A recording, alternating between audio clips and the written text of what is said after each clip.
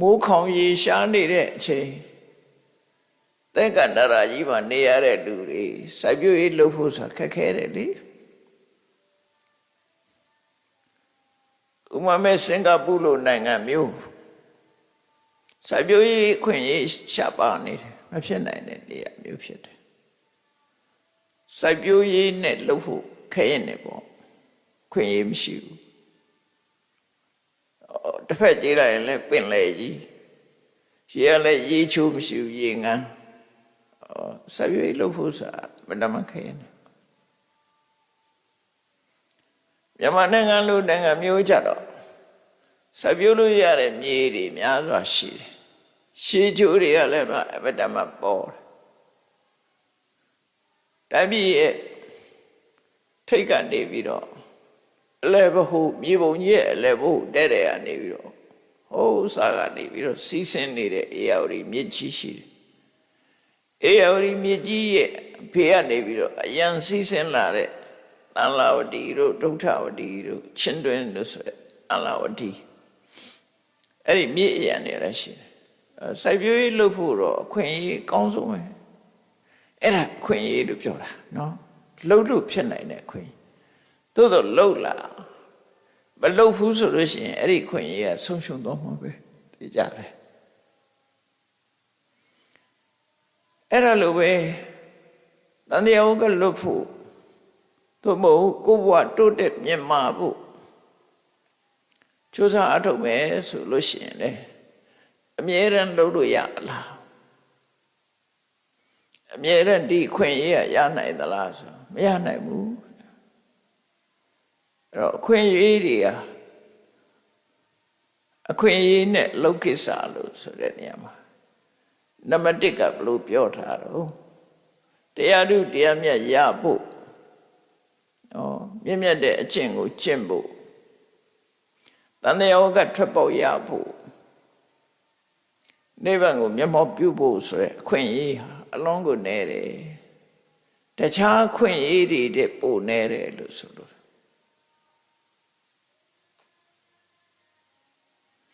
ဆိုပါစို့လောကမှာ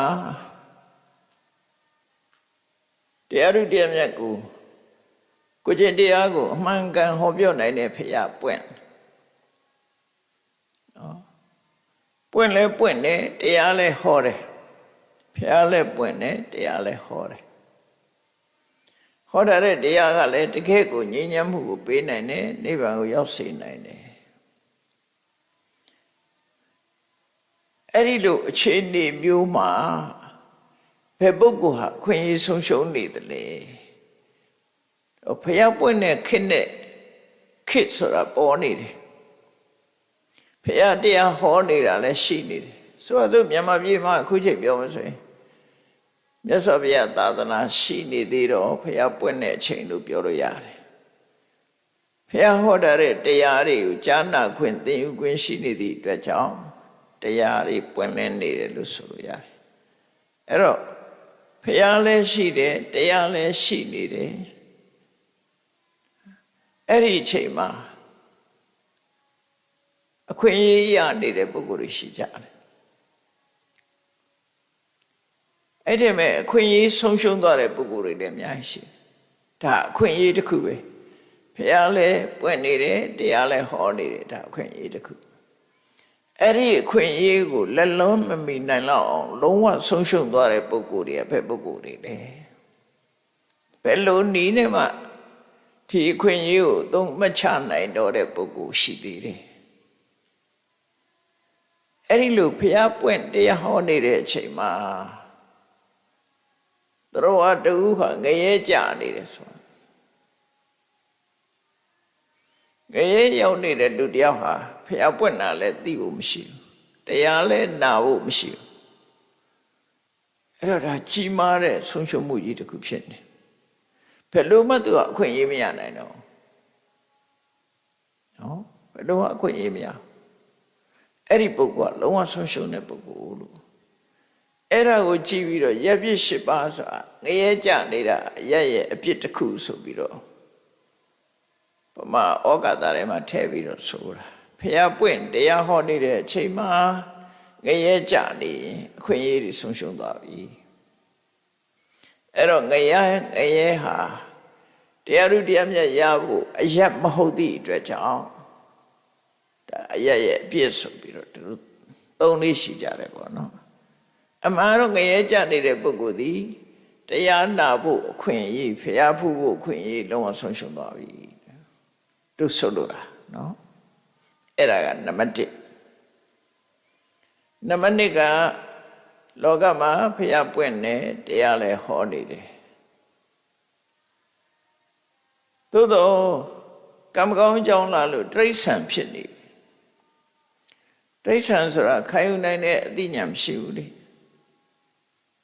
သင်ပေးရင်အမှတ်ဉာဏ်နဲ့လောက်တတ်တာပဲရှိတယ်ထိုးရင်းပြီးတော့သိတယ်အသိမရှိဘူးသင်ညာပဲရှိတယ်ပညာမရှိဘူးတိရစ္ဆာန်ဆိုတာအဲ့တော့တိရစ္ဆာန်ဘဝရောက်သွားပြီဆိုတဲ့ပုဂ္ဂိုလ်တယောက်ဟာဒီဖျားပွင့်လို့တရားဟောနေတယ်ဆိုတဲ့ဒီအခွင့်အရေးကြီးကိုအသုံးချဖို့သူကလက်မမီတော့လုံးဝဆုံးရှုံးသွားပြီဒီပုဂ္ဂိုလ်ကလည်းဒါမျိုးမရှိဘူးလားဆိုရှိတာပေါ့နော်ဖျားပွင့်တရားဟောနေတဲ့အချိန်မှာတိရစ္ဆာန်ဖြစ်နေရင်သွားပြီကောင်းတဲ့အခွင့်အလမ်းကြီးတစ်ခုလုံးကိုသူကလက်လွတ်ဆုံးရှုံးသွားပြီလို့ဆိုလိုတယ်ထို့တူပဲဖျားပွင့်တရားဟောနေတဲ့အချိန်မှာလူတယောက်ဟာပြိတ္တဘဝရောက်နေပြိတ္တဘဝဆိုတာစားရမယ်တောက်ရမယ်အမြဲတမ်းဆာလောင်မွတ်သိပ်ပြီးအစာအာဟာရရှားပွေပြီးဒုက္ခရောက်နေတဲ့ပုဂ္ဂိုလ်သူလည်းအခွင့်အရေးတစ်ခုဆုံးရှုံးသွားပြီတရားဥတရားမြတ်ရဖို့ဆိုတာသူမှမရှိတော့အဲ့တော့ငရဲတရိစ္ဆာန်ပြိတ္တာအဲ့ဒါဖျားပွင့်တရားနာဖို့အခွင့်အရေးဆိုသူမှမရှိတော့ဘူးလို့ဆိုလို့တယ်ဒါကအဆိုးပုံတွေရောက်နေတာနောက်ကောင်းတဲ့ပုံရောက်ပြီမဲ့လို့အခွင့်အရေးဆုံးရှုံးနေတဲ့ပုဂ္ဂိုလ်တွေရှိသေးတယ်မြတ်စွာဘုရားပွင့်နေတရားတွေလည်းဟောနေတယ်ဥမာမဲ့ဖျားပွင့်လာတော့တပည့်စကြာတရားဟောတယ်အဲ့ဒီချိန်မှာ1000လောကစကြဝဠာကနတ်တွေပြမာတွေကဆူယုံရောက်ရှိလာပြီးတရားနာကြတယ်အဲ့ဒီမဲ့ပြမဖြစ်ပါလျက်တရားနာဖို့အခွင့်အရေးဆုံးရှုံးနေတဲ့ပုဂ္ဂိုလ်တွေရှိတယ်ဘယ်ပြမာတွေဆုံးရင်ရုပ်ခန္ဓာတစ်မျိုးတည်းရှိတဲ့အတ္တညတတ္တဖြစ်မှာသက်မဲ့ပြမာကြီးတွေရုပ်တော်ရှိတယ်သူကဓမ္မီဆိုတဲ့ရုပ်တုကြီးတွေလိုပဲအဝတ်ဆိုင်တွေမှာတွေ့တယ်မဟုတ်လားဓမ္မီဆိုရုပ်တုတွေလေသူ့ကိုကောင်းစားလာတွေသူဝတ်ရတယ်ရဏဆိုင်ဆိုရင်သူ့ကိုမလေးလက်ဆွဲရတနာတွေဆင်ပေးတယ်ဒါပေမဲ့သူရဲ့အဲ့ဒီရဲ့အရာသာသူခံစားရလားဆိုဘယ်ခံစားရမှာသူကသိမှမသိဘူးလှပတဲ့အဝတ်ကလေးတွေသူ့ကိုပေးတာသူပဲသိမလဲရှုပ်ထုရှုပ်ပြမာတွေထဲမှာလည်းပဲအသက်မဲ့ပြီးတော့အသက်မဲ့အသိစိတ်ကင်းမဲ့နေတဲ့ရုပ်ခန္ဓာတစ်မျိုးတည်းသာရှိတယ်အသိဉာဏ်ပြမာဆိုတာရှိတယ်သူရဲ့လွယ်မှားတဲ့အယူဝါဒကြောင့်အဲ့ဒီဘဝရောက်သွားတာဘယ်လိုလွယ်မှားတော့ဆိုရင်သူကစားချင်တာလဲဒီစိတ်လှုပ်ချင်တာလဲဒီစိတ်မရှိရင်ကောင်းတယ်စိတ်ကပဲလူတွေကိုဒုက္ခပေးတယ်ဆိုစိတ်ကိုမုန်းတီးတဲ့အတွေးတွေဝင်လာပြီးတော့စိတ်မဖြစ်ဖို့ကြိုးစားလိုက်တာအသိစိတ်ကင်းမဲ့တဲ့ပြမဘဝရောက်သွားတာအဲ့ဒီပြမတွေကဖျားပွင့်တဲ့အခါမှာသူတို့တရားနာခွင့်ဆုံးရှုံးသွားကြတယ်နောက်တစ်ခုကတော့တရားနာဖို့ဖျားနဲ့တွေ့ဖို့ဆိုတာမျက်စိနဲ့နားရှိရမှာအဲ့ဒီမဲ့အရူပပြမလို့ခေါ်တဲ့ပြမကြီးတွေတက်တန်းရှည်တော်လည်းပဲသူတို့မှာကြားနိုင်တဲ့နာမပါဘူးသူတို့ကြတော့ရုပ်ခန္ဓာမဲ့နေတဲ့နန္တရားတက်တက်မြတ်တာဖြစ်နေတဲ့ပြမလို့ခေါ်တယ်ဖျားလောင်းနဲ့ပထမဆုံးတရားဖျားလောင်းတောထွက်လာတဲ့အခါမှာပထမဆုံးတွေ့တဲ့အာလာရကာလမဆိုတဲ့ယသိကြီးဥဒကရမဗုဒ္ဓဆိုတဲ့ယသိ သူတို့ဟာအဲ့ဒီရုပ်ခန္ဓာမဲ့တဲ့ပြမဘုံတွေကိုရောက်နေကြပြီ။ဒါမို့မြတ်စွာဘုရားပွင့်တဲ့အချိန်မှာဘုသူတရားဟောရရင်ကောင်းမလဲလို့ကျင်လိုက်တော့ကြည့်လိုက်တဲ့အခါမှာအော်အလာရကာလမှာတော့အသိဉာဏ်ထက်တယ်ဥဒကရမဗုဒ္ဓတို့အသိဉာဏ်ထက်တယ်ငါသိတဲ့တရားကိုရှင်းပြလိုက်ရင်သူတို့သဘောပေါက်သွားမှာပဲလို့ဘုရားပထမဆုံးစဉ်းစားတာသူတို့နှစ်ယောက်ကိုစဉ်းစားတာတရားဟောမယ်စဉ်းစားလိုက်ပြီးကြည့်လိုက်တဲ့အခါကျတော့သူတို့နှစ်ယောက်တော့မရှိကြတော့အလာရကာလမှာဘုရားမပွင့်ခင်9ရက်လောက်ကနေဆုံးသွားပြီဥဒကရမဗုဒ္ဓကမနေ့ကပဲဆုံးသွားတယ်ဆိုတော့လုံးဝလွတ်သွားပြီသူတို့ဆုံးသွားပြီဘယ်ရောက်သွားတော့ဆိုတော့အခုရုပ်ခန္ဓာကင်းမဲ့တဲ့နားမပါတဲ့ကြားနိုင်စွာမရှိတဲ့နန္တရားတက်တက်ရှိတဲ့အရူပပြမမျိုးဖြစ်သွားတယ်ပြီးတော့တက်တန်းကလည်းမတမရှိကြတယ်ဒါမို့လို့တက်တန်းရှိတဲ့ပြမမျိုးဖြစ်နေတာပုဂ္ဂိုလ်တွေဟာလည်းပဲ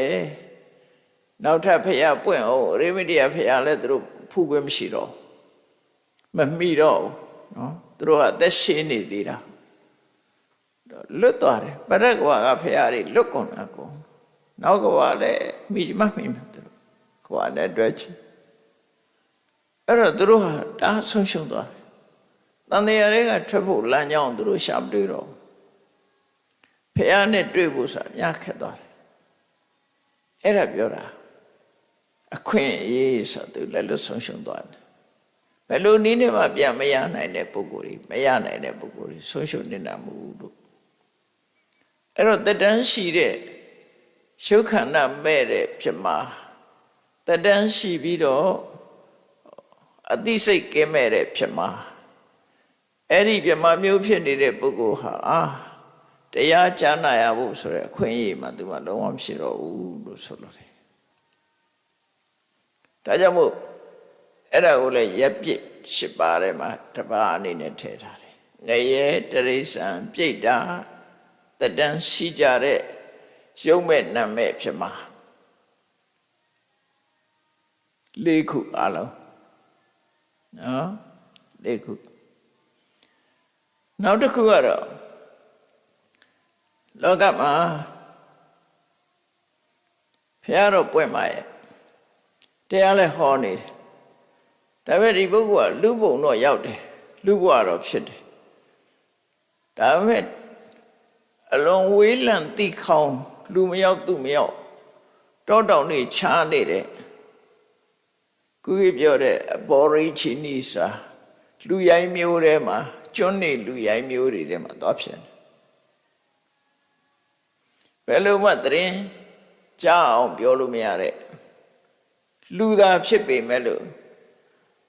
လူမနေရတဲ့ပုဂ္ဂိုလ်မျိုးတွေပေါ့နော်အဲ့ဒါမျိုးတွေရှိတယ်လေ